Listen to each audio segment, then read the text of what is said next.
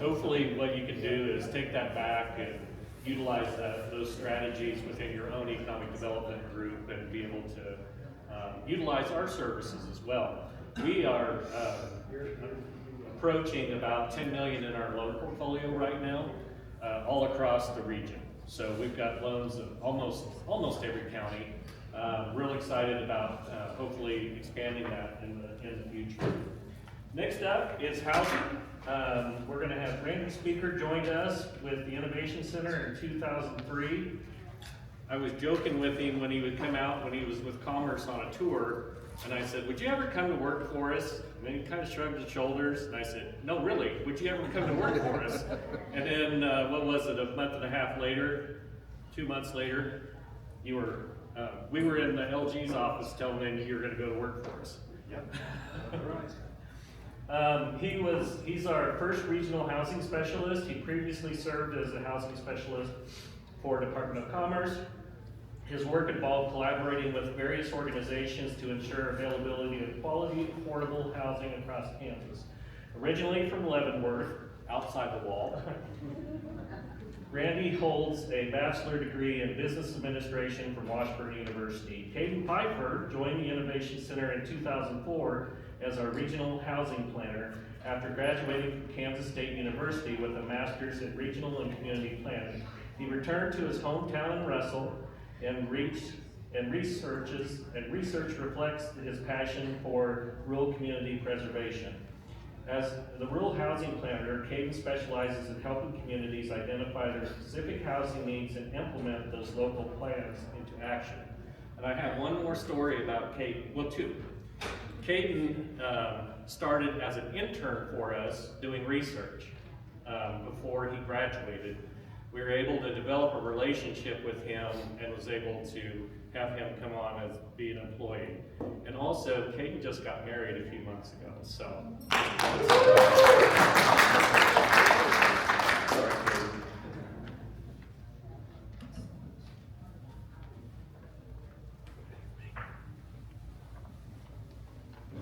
Well, thank you, Scott. And for those of you that I've not had the opportunity to meet, most of what Scott said about us is a lie. And I do need to add one thing to Caden's. He racked up a whopping 90 victories in Russell on the wrestling team, so now he's our security guy. If you don't laugh at my jokes, you could be escorted. But anyway, no, it's great having Caden on our team. So at the Innovation Center, what we focus on is identifying resources, planning, and housing strategies. And that, in a nutshell, is what we do. Before I get started, I would like to have a couple people stand up because you're going to see some of the work that they did in the presentation. Vernon, he's on our loan review committee, our chairman. Sandy, she's one of our more vocal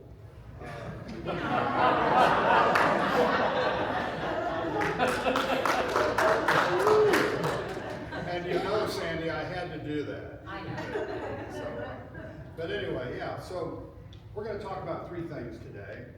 First, we're going to talk about the Kansas Housing Cooperative Program. We're going to talk about tools of the trade for housing development. And then finally, the third thing, we're going to get our crystal ball out and kind of look into the future for housing and home ownership.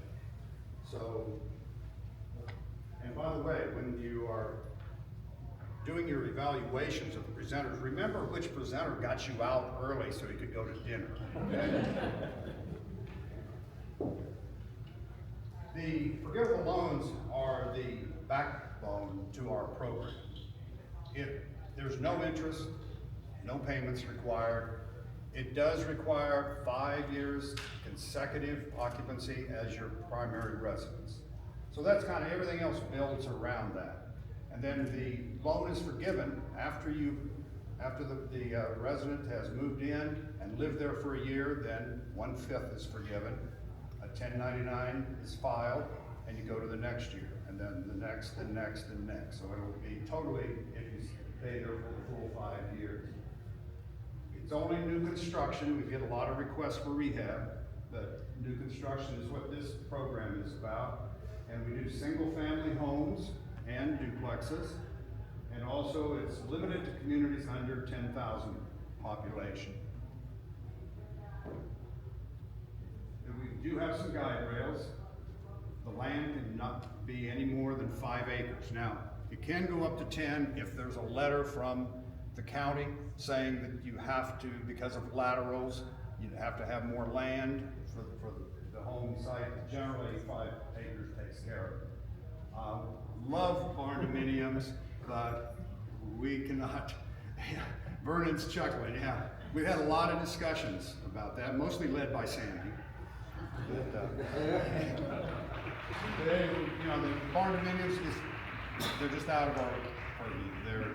We have to stay to the residential structures because it gets too difficult, and they also have trouble sometimes, unless they have sufficient assets, to finance them. 3,000 square foot maximum. We do not have any income limits. This is the limit that we use, and you'll see why in a little bit. The subsidy maximum is 17% of the development cost. It also, there's 55,000 ceiling for single family homes and a 50,000 ceiling for the duplex units. The resources come in 3 stages.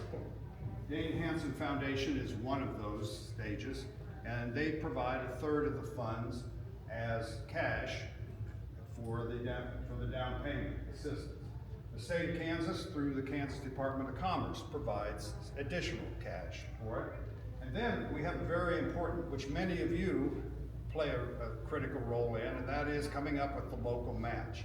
Now, one of the things when we designed this program, we wanted to have it established that it was easy to use. So we have a 1-page application to start the process. And I know the Lieutenant Governor was envious of that, and because of what all the applications they have in Commerce. So a 1-page application.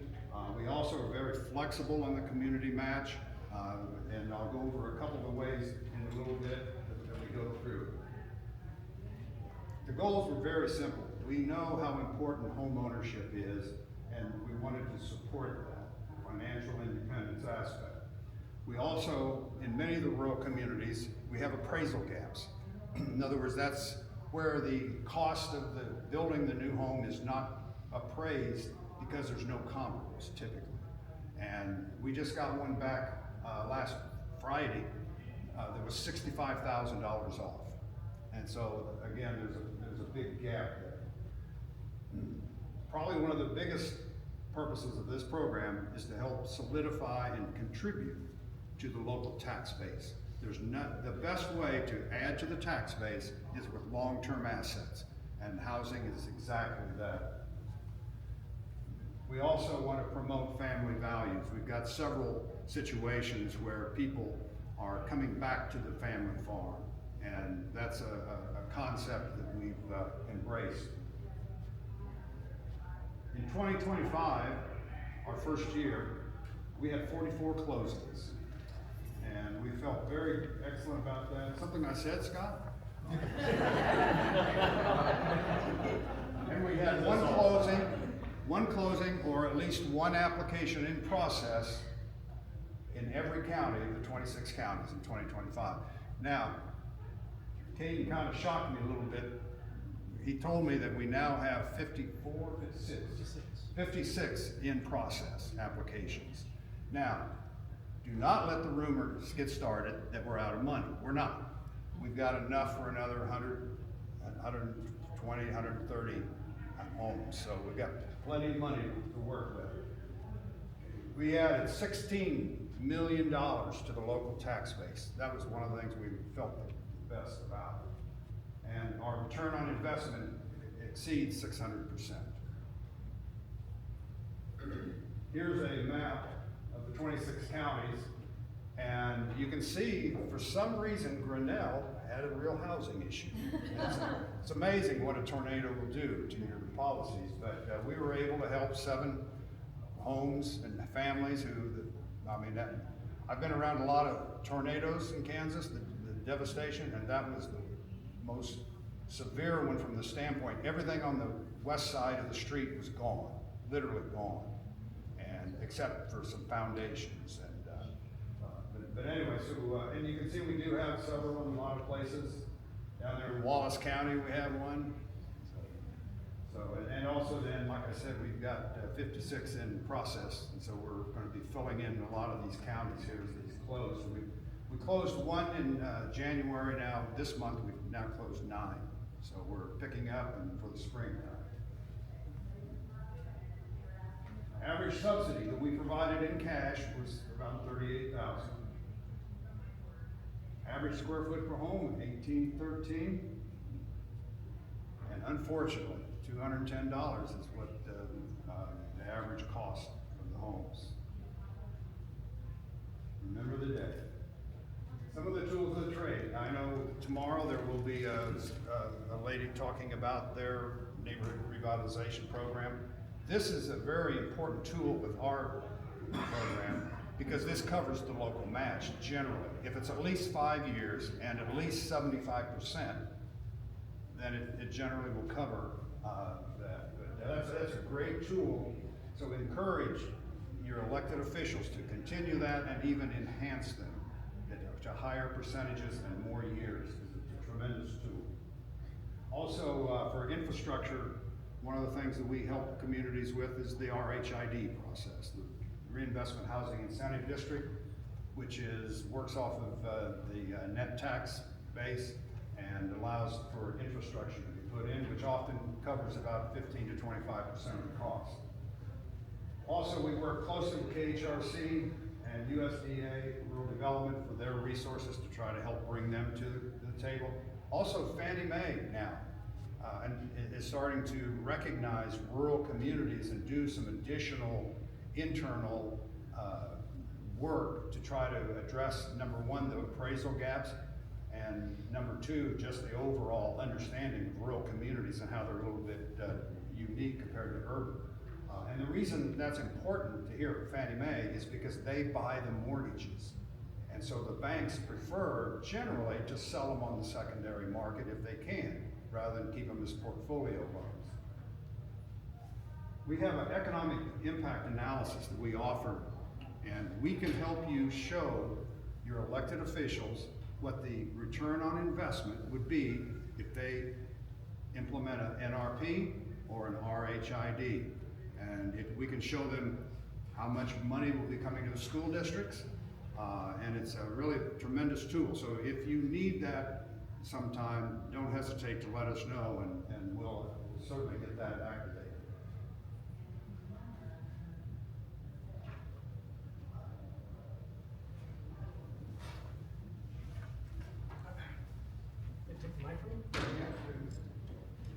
Well, I want to point out that Scott made a little comment. I don't know if anybody else caught it, but Scott said that I joined the Innovation Center in 2004. And, I like to say that he sniped me out of college, but I don't think he got me quite that early. Were you alive in 2000? I was, but I was 4.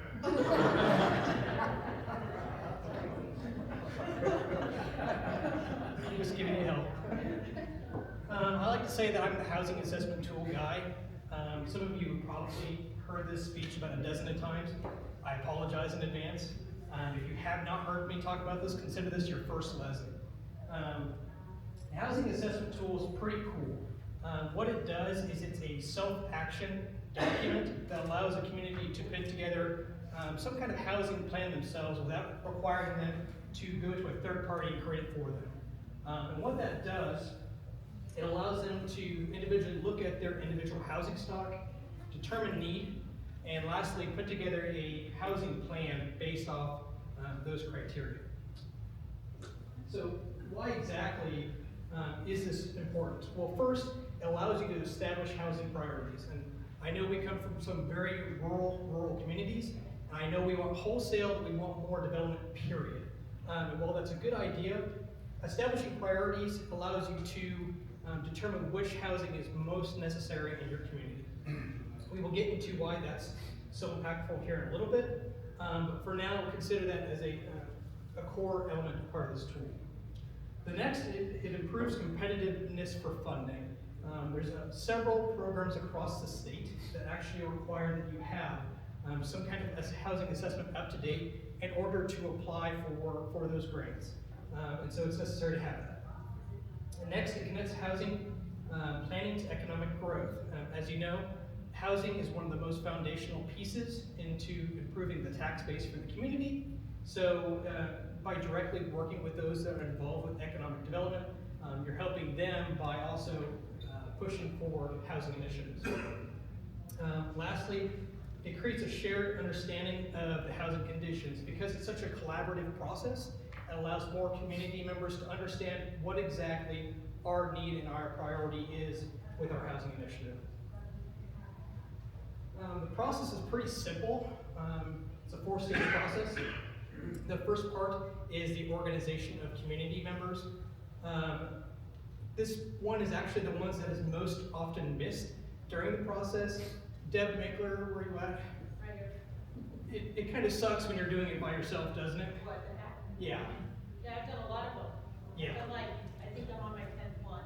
They're not extremely fun, but, you know. Absolutely. I'm doing it. Absolutely. So whenever you can avoid that and get more community members on board with that process, it alleviates a lot of the minutia of going through that, because more community members are able to spread out the requirements for the program.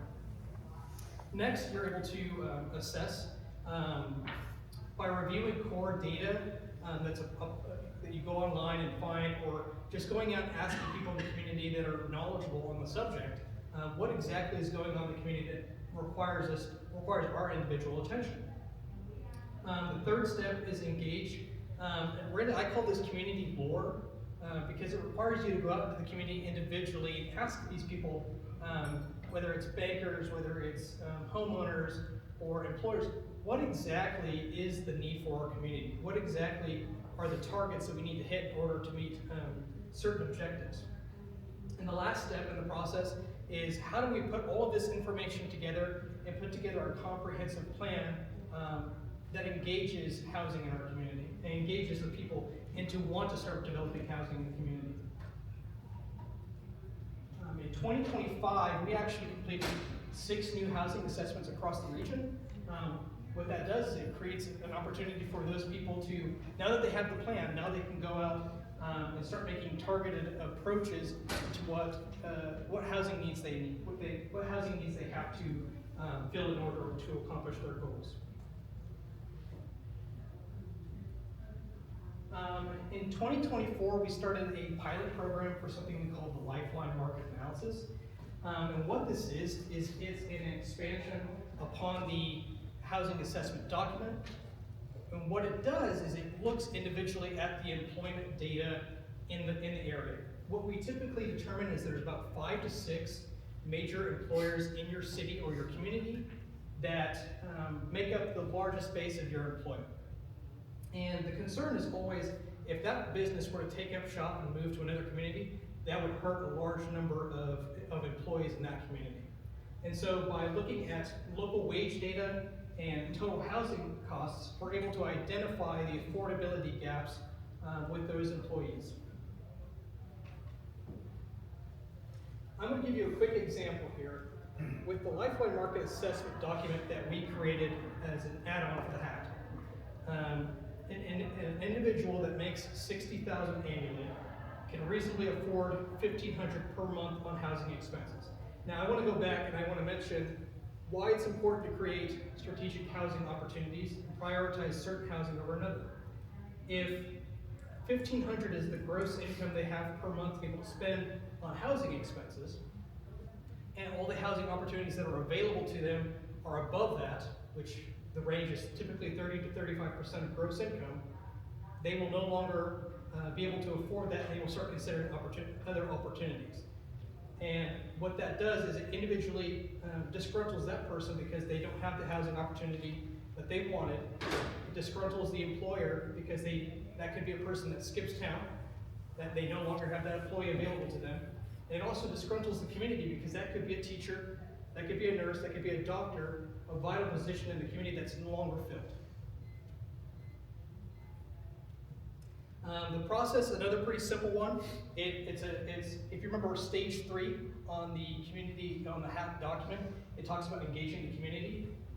In that part of the process, we ask them to take that step further and just go out and ask the employers what specifically in each position, what their wages, how many vacancies you have at that position, how many you can expect to fill if you expand it. And what that does is it gives a pretty good framework for what you're wanting to accomplish as an employer, and then apply it to what the HAT standards are. In 2025, since we fully launched it last year, we successfully launched 7 Lifeline markets as add-ons for HATs. And looking at, since we started targeting the HATs in 2023, when I was an intern, up until today, you can see that we've accomplished several housing assessments and lifelines across the region. We're continuing to target them today. And we'll transition back around. Oh, before I forget, something that's not on the slide, but we want to make available to everybody else here. We do have a technical assistance program that we do offer for community members. We understand that sometimes in your rural communities, there may not be one individual that has all the expertise in order to lead a housing committee in order to do the housing assessment. So what we have available is technical assistance dollars that are made available to the community. And so you can hire a consultant from outside of the community to help you get engaged inside the process.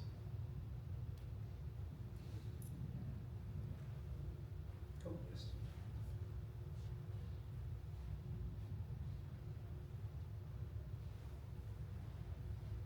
With Kansas Housing Cooperative Program, like I mentioned earlier, we have plenty of funds, so we're going to be cranking just as much as people make the applications. We do have a 3-stage process. The first is the threshold stage, that's the 1-page application. We then have a conditional stage where more detailed information is provided, and then the final stage where we reserve the funds.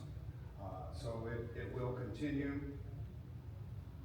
We're looking towards exploring, providing some rehab funds. We know that every community has a tremendous need where they have some older structures that probably need $50,000 to $75,000. And we're not talking about just paint. We're talking about replacing the roof, replacing several. So stay tuned. We're working on a process of, where we will have participation loans with other lenders. So also we're working on some soft financing for multifamily. Now when you're talking about multifamily, that's typically 5 units and higher. Compared to a single duplex, triplex, fourplex. So stay tuned again for that. Also, we're exploring CDFI, Community Development Financial Institution certification, where we would be certified to receive some federal funds for not only housing, but also for business development. Home ownership. According to the Wall Street Journal, and this is a couple of things that are kind of, I think, sneaking up on us. We don't really see them happen all of a sudden, but they're indicators of some issues we're going to be faced with in the near future. Yeah, so the average annual income required in 2021 was $79,000. In 2025, $127,000. That's $48,000. I think that's right. Isn't that right, Monty? 48,000. Change in income that was required, for somebody. Average first-time home buyer. Does anybody want to guess what the average is? It was 30. 3 years of age. Now it's 40. And in other words, people are being. Remember that $210 figure? The result is people are being priced out of the market, which makes our program even that more important. Because without that program, there's several houses that would not have been built. We also see a trend where we've got the single household breadwinner is not around. Mostly what we see is both husband and wife have been gainfully employed in order to afford the new construction.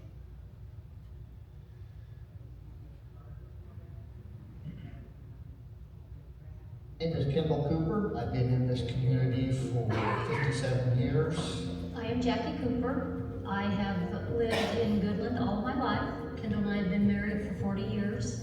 And I own the Hallmark store downtown Goodland, and I've had that for 25 years. I've been in the rental business probably for 32 years. We would like to continue doing it, and the Innovation Center here has made us take another step towards doing that. We've always been short of housing. There for a while, I think we were tearing down more houses than were being built. Now is the time to start with this innovation. People can start building again and building up the community. For housing, we have the Northwest Kansas vocational school here. We do cater to a lot of those kids. Housing is always needed. Our first contact with the Innovation Center was we received Randy Speaker's name, and so we contacted him, and everything just took off from there. Well, there's always a risk when you invest a lot of money like this. We were on the line of whether to do it or not, but with this Innovation Center grant, it made us feel comfortable. We're doing it for the community and for the future of our kids as well, that they can carry it on and keep building Goodland. The whole process has been just positive. They helped us all the way through the project. Not only Randy, but all his staff. It never gave us any pause whatsoever in this project once we started. With the Innovation Center helping to build at this point, best opportunity you could ever have is to come and be involved with this. My name is Nick Rhodes. I'm a real estate broker and owner of Wildlife Properties Land Company. I've been selling real estate in North Central Kansas for about 15 years. And when I first started out our career, it was a lot of people just moving out of the communities. Kids would grow up, they would go to college someplace, and they would just stay there. People are looking for a better way of life that is more dedicated towards the community and more dedicated towards their children. And North Central Kansas is an excellent place to raise a family. That is the biggest draw out here. So housing is a fundamental component of economic development. Without housing and without good and affordable housing,